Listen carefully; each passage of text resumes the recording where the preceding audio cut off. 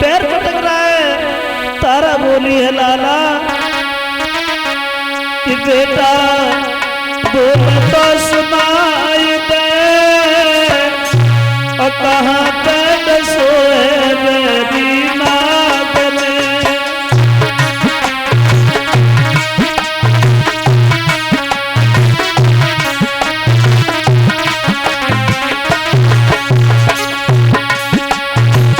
ओ बेटा बोल तो सुनाई दे, कहाँ पैद सोए मेरी नाद में।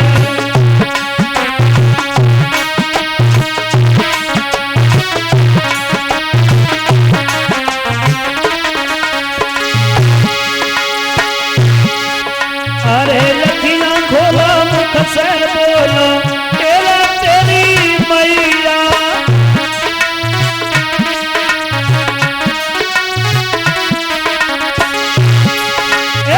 लखियां खोलो मुख से बोलो तेरा तेरी मैया।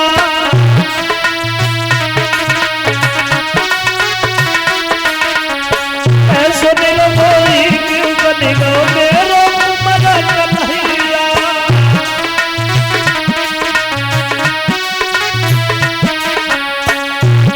मांगो धीरे तो बधाई दे, मांगो धीरे तो बधाई दे, कहाँ पे सोए मेरी रात में। बेटा बोल तो सुनाई दे, कहाँ पे सोए मेरी रात में।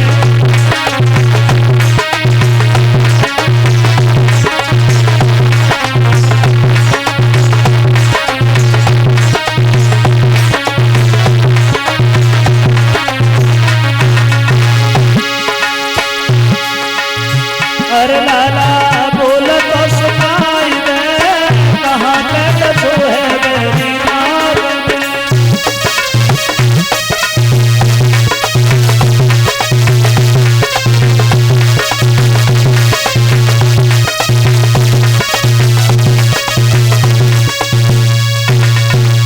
जवाब दिया मेरे लाल, क्या हो गया रोहितास, तो कुछ बोलना।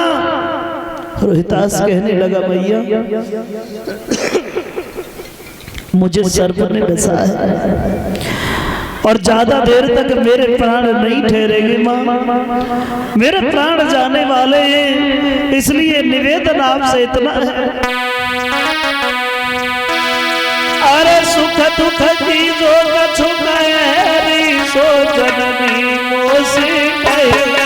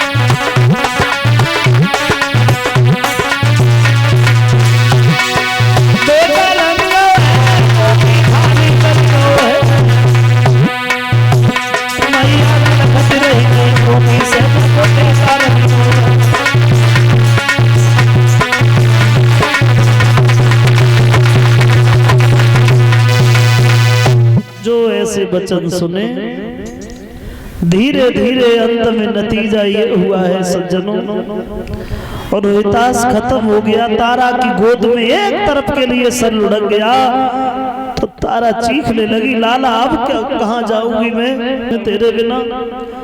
तारा का रो रो करके बुरा हाल हो गया, कोई धैर्य बंधाने वाला भी नहीं है। सोच रही है बेटा बेटा ओ बेटा तू कहाँ गयो बेटा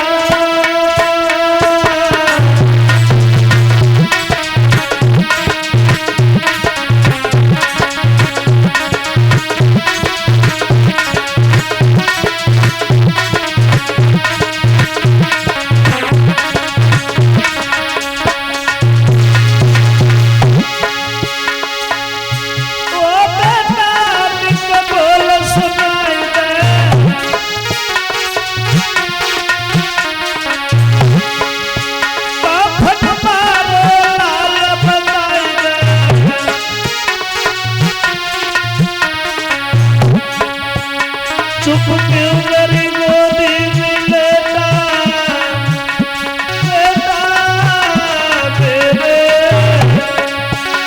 बछड़ा बोले तू कहाँ बेटा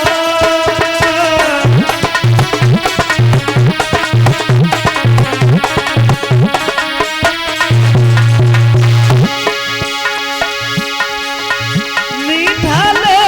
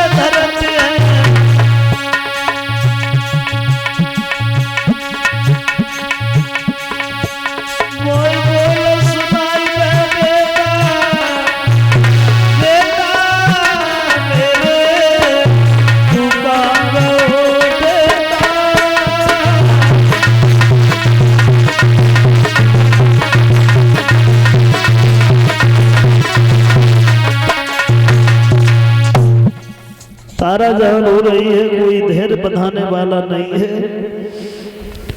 बाघ की मालिन ने आके कहा है कि तेरे बच्चे को सर्प ने डसा है, इसकी लाश फट जाएगी, इसका अंतिम संस्कार करो। तो उसी समय फिर तारा रोहितास को लेकर के चली है और जाकर के सोच रही है कि अब कफन कहाँ से लेके आऊं। इतना भी नहीं है जो कफन में मिल जाता, जो साड़ी पहने हैं उसी से दो भाग किए, एक भाग से शरीर ढक लिया, दूसरे भाग में पुत्र को लपेट लिया और जब कंधे पे डाल के चली है आधा आगे लटक गया पीछे लटक गया, क्या दशा बनी गई।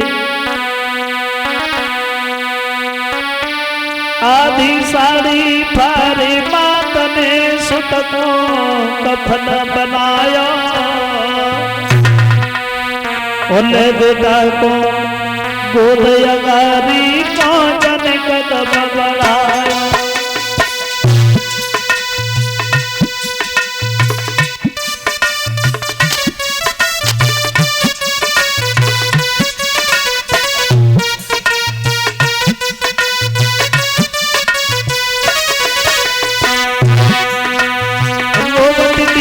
चली नगर में रोहित की महतारी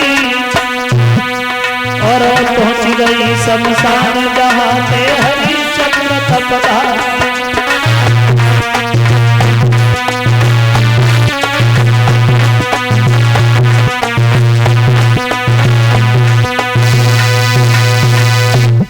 तारा पहुंच गई रोहितास को लेकर के शमशान में और उसी जगह रख लिया है। तारा रो रही है और रोने की आवाज जब सुनी है तो हरिश्चंद्र लाठी टेकते उसी जगह चले आए। ए तारा तू यहाँ काहे को आई? तो तारा कुछ नहीं बोली और रोहितास के सर पे जो साड़ी पड़ी थी उस साड़ी को हटा दिया। हरिश्चंद्र ने देखा तारा रोहितास मर गया, कैसे? बोली भगवान बाग में फूल लेने के लिए गया था, आज सर्प ने डस लिया। अब तो हरिश्चंद्र रोते रोते उसी जगह बेहोश हो गए। और एक दिन जब इन्हें होश आया है तो haथ में लाठी उठाई, फिर यहाँ काहे को लाई है? बोले इसका अंतिम संस्कार करूंगी।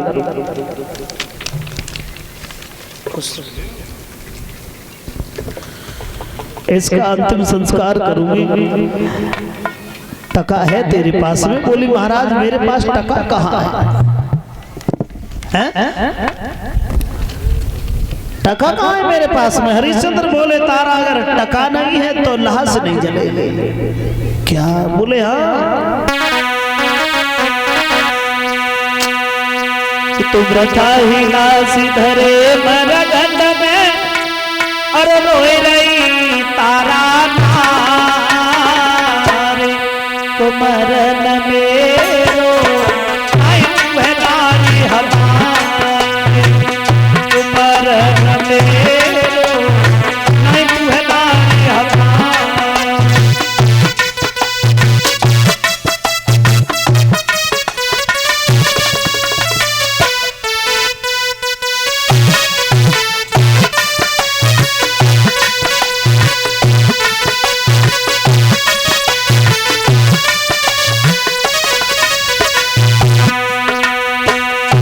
तारा अगर टका नहीं है तो लाश कहाँ जलेगी? लाश नहीं जलेगी। मुर्दा तबिया जले टका देव कर को है।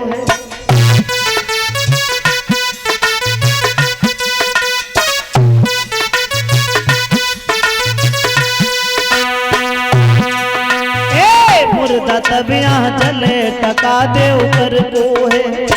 कालू को है घाटन मेरे घर को है।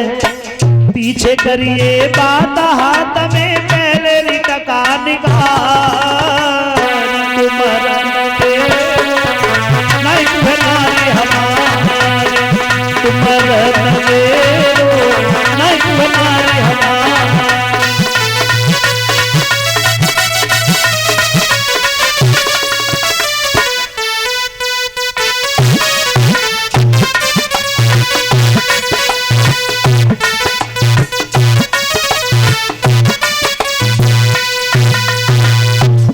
लाश जब नहीं जलने दी है, तारा ने फिर वो लाश उठाई, काशी से बाहर एक मंदिर था उसमें ले जाकर के रख ली और रोते रोते तारा सो गई। हरिश्चंद्र ने देख लिया कि हमने रोहितास और हरिश्चंद्र, वो विश्वामित्र देख रहे हैं कि हरिश्चंद्र और रोहितास की आजमाइश तो हमने कर ली, अब तारा तुम रह गई हो, तुम सो रही हो, हम सोने नहीं देंगे तुम्हें, क्योंकि जब तक धर्म से नहीं डिगाएंगे तुम तीनों को तब तक सुख से तो बैठेंगे ही नहीं। चलो काशी में जाके आवाज लगाई, काशी के लोगों किसी का बड़ा सुंदर बच्चा था, बाग में एक मंदिर जो है उस पे डायन आई है, बच्चों को मार रही है, अपने अपने बच्चों को देखना, किसी का बड़ा सुंदर बच्चा था उसने मार दिया है। ये सुन के सब लोग बड़े परेशान हुए, काशी के राजा के पास गए तो राजा ने मेहतर को बुला लिया और मेहतर से कहा है कि उस डायन का वध करके आना है। तो मेहतर ने फिर हरिश्चंद्र को शमशान से बुला लिया, जवाब दिया जाओ और जाकर के देखो कि मंदिर पे कौन है। हाथ में तलवार लेकर के हरिश्चंद्र गए और जैसे ही पास में पहुंचे, तारा सो रही थी, केस पकड़ के उठा लिया तारा, चेहरा देखा, तारा तू भाई तेरा लड़का मर गया, आप तो दूसरों की संतान को मारने लगे तारा। तारा बोली महाराज क्या मैं ऐसा भी कर सकती हूँ?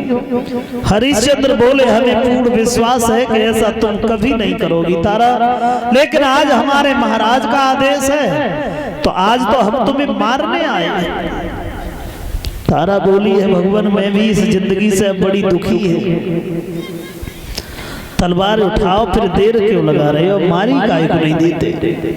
और पत्नी ने जब ऐसे कहा है तो हरिश्चंद्र ने देर नहीं लगाई। अरे हरिश्चंद्र महाराज रे करते गया रे उठाई,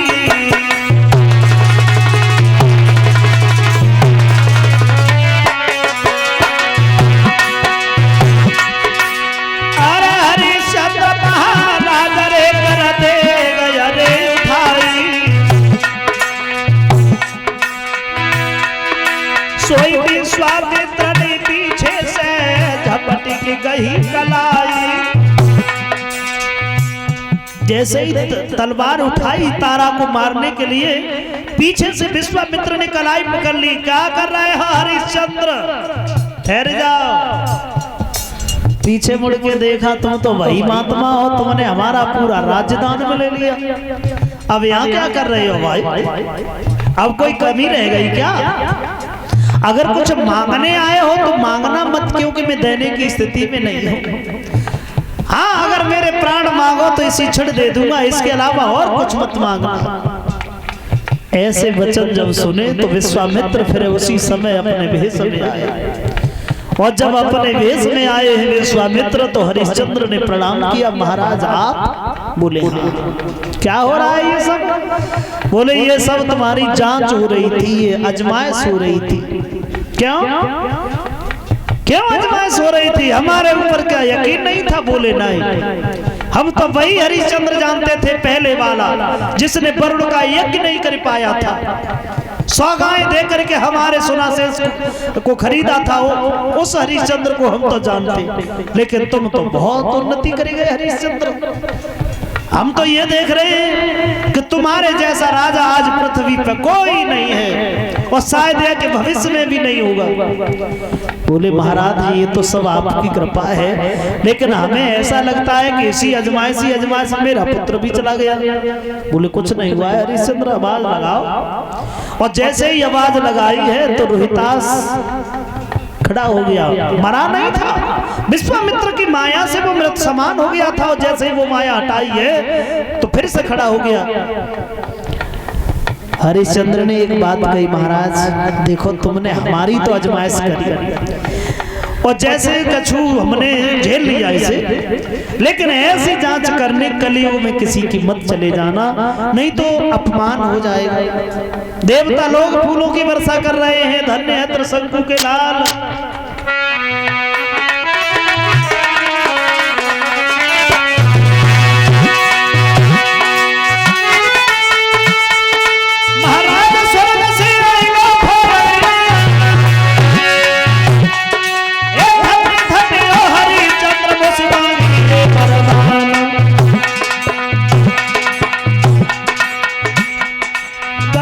भजन भगवान का नुकसान नहीं होगा,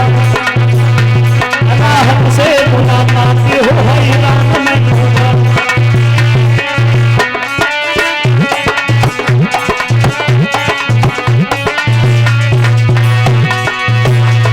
हैरान नहीं होगा, हैरान नहीं होगा, हमसे मुलाकात हो हैरान नहीं होगा।